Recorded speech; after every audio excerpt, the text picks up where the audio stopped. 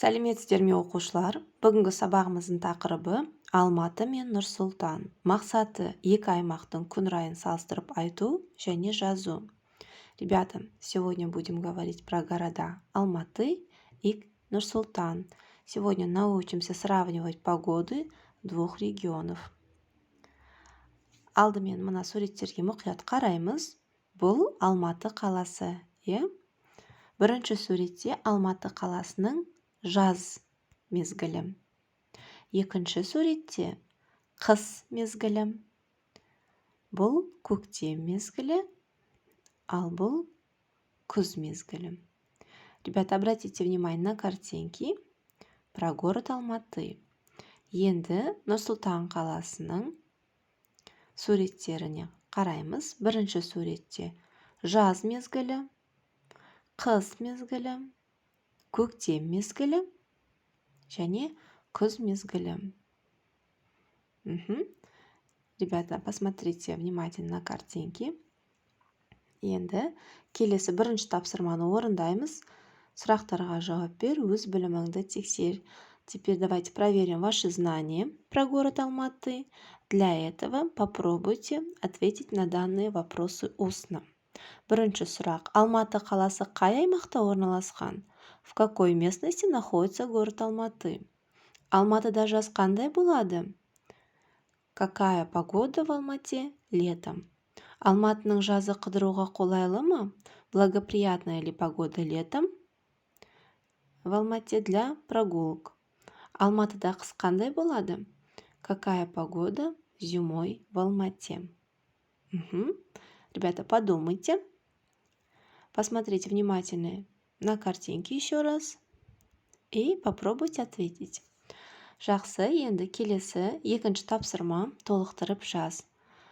В этом задании вам дан текст про город Алматы, в котором пропущены нужные слова. Вам нужно правильно подобрать слова и записать его в тетради. Приостановите видео и попробуйте это сделать. Енді бұл дұрыс нұсқасы. Теперь давайте выполним самопроверку. Проверьте свою работу. И давайте вместе прочитаем этот текст. Алматы таулы аймақта орналасқан. Сол себепті бұл аймақта жел қатты соқпайды.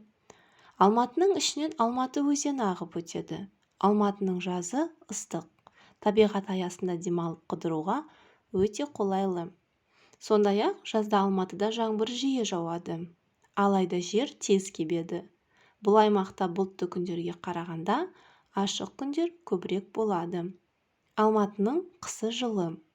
Бұл жерге қар жұқа түседі. Ребята, еще раз внимательно прочитайте текст вместе с переводом. Енді келесі төртінші тапсырма салыстырып айт. Теперь нам нужно сравнить два города Алматы и город Нур-Султан. Мы только что читали информацию про город Алматы. Вам нужно поискать информацию про город Нур-Султан и сказать, какие у них отличия. Мысалы, Алматы таулы аймақта орналасқан. Город Алматы находится в горной местности, а Нур-Султан қаласы жазық аймақта орналасқан. А город Нур-Султан находится на равнинах. Алматы қаласының ауасы таза, ауасы лас. То есть в городе Алматы воздух грязный, а Нур-Султан қаласының ауасы таза. В городе Нур-Султан воздух чистый. Алматы қаласында жел баяу соғады. В городе Алматы ветер слабый, ал Нур-Султан қаласының желі қатты соғады. В городе Нур-Султан ветер сильный.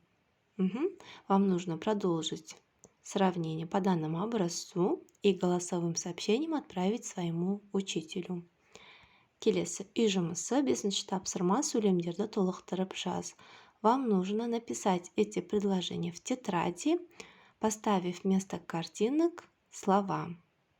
Ендігі сабағымыз аяқталды. Сау болыңыз.